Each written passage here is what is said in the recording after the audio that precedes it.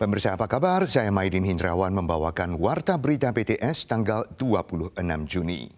Gunung lumpur di Desa Wantan, Kabupaten Pingtung meletus untuk pertama kalinya tahun ini sekitar pukul 5 dini hari tadi.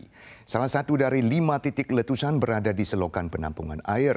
Khawatir bahwa semburan lumpur darinya akan memengaruhi drainase, kepala desa bergegas mencari orang untuk membersihkannya. Lumpur terus menyembur dari bawah tanah. Warga menyalakan api untuk mempercepat penyemburan, berharap dapat mengurangi dampak letusan gunung lumpur terhadap pertanian. Tanggal 26 sekitar pukul 5 dini hari, gunung lumpur dekat kuil Huangyuan di Desa Wantan, Kabupaten Pingtung kembali meletus. Kali ini ada 5 titik letusan, salah satunya berada di selokan penampungan air. Oleh karena sebagian lumpur mulai mengalir ke lahan pertanian, mesin pengeruk dikerahkan untuk membersihkan lokasi agar lumpur tidak mengeras dan menjadi sulit diatasi. Ini adalah letusan pertama Gunung Lumpur Wantan tahun ini, berjarak hampir setahun dari letusan tahun lalu. Letusan rata-rata setahun sekali ini telah membentuk pemandangan gunung lumpur menakjubkan di sini. Pemerintah kabupaten sedang mempertimbangkan untuk menjadikannya sebagai taman geologi. Situasi tidak stabil di Timur Tengah telah membuat hubungan lintas Selat Taiwan semakin tegang. Latihan militer tahunan Hankwang yang akan diadakan bulan Juli depan menjadi sorotan berbagai pihak.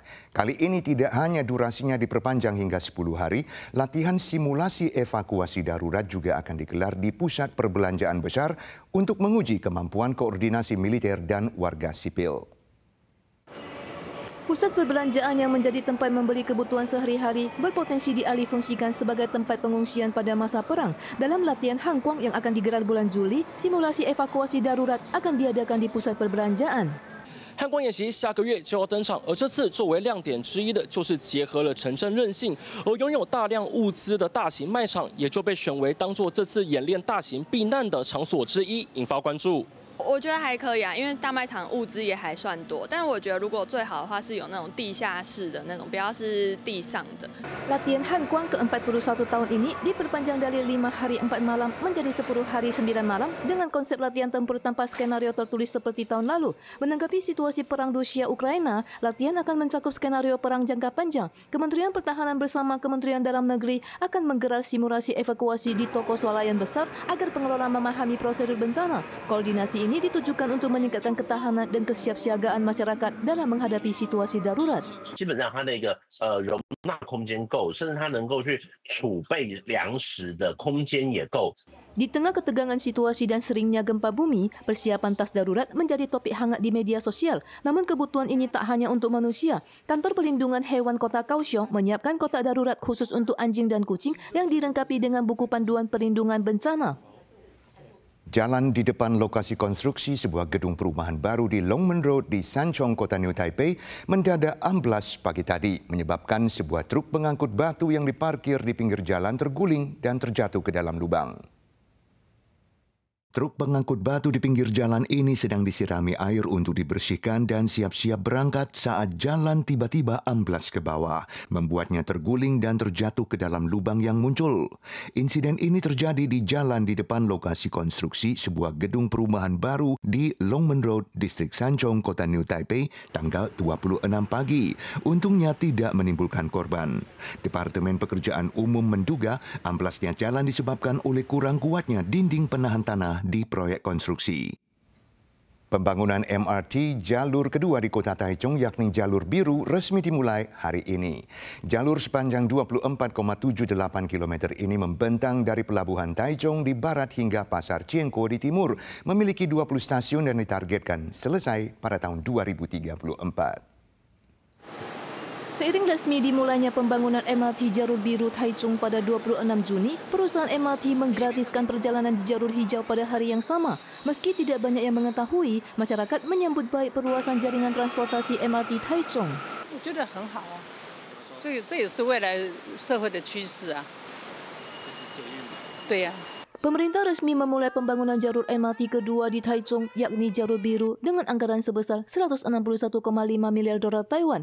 Jalur sepanjang 24,78 km ini membentang dari pelabuhan Taichung di barat hingga Pasar Jianguo di timur, melintasi 8 distrik administratif. Proyek ini memiliki 20 stasiun, terdiri dari 8 stasiun layang di wilayah pesisir dan 12 stasiun bawah tanah di pusat kota, serta ditargetkan selesai pada tahun 2034. 那它从我们的东区一直要行驶到台中港，未来还会继续再延伸，是我们最重要的一条道路。 Namun pakar transportasi menilai bahwa kota-kota padat penduduk selain Taipei masih menghadapi beban utang operasional MRT, termasuk ekspansi rute MRT Taichung masih bergantung pada subsidi pemerintah. Selain itu, Taiwan Boulevard diperkirakan akan mengalami kemacetan parah selama masa konstruksi. Presiden Amerika Serikat Donald Trump menyebut serangan udara rahasia terhadap fasilitas nuklir Iran sebagai kemenangan militer yang gemilang. Tapi sejumlah media mengutip penilaian dari Badan Intelijen Pertahanan AS yang mengatakan bahwa operasi pengeboman tersebut hanya menimbulkan kerusakan terbatas pada fasilitas nuklir Iran. Hal ini membuat Trump marah dan mengecamnya sebagai berita palsu.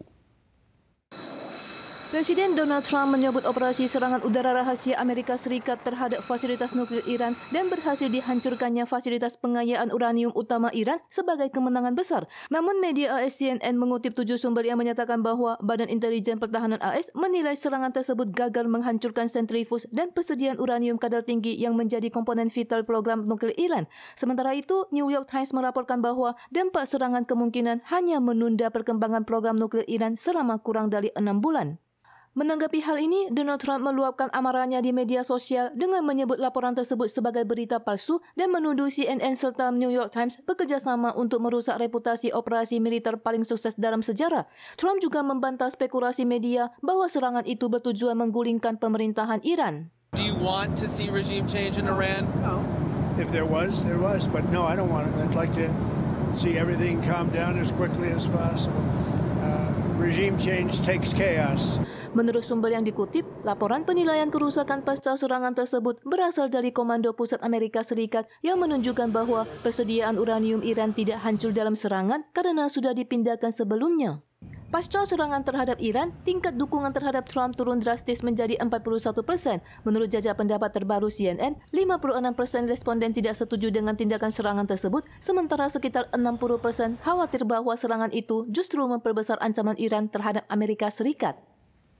Pemirsa sekalian, sekian Warta Berita PTS. Berikutnya mari kita saksikan Festival Matahari di Peru dan kita suah lagi di lain kesempatan.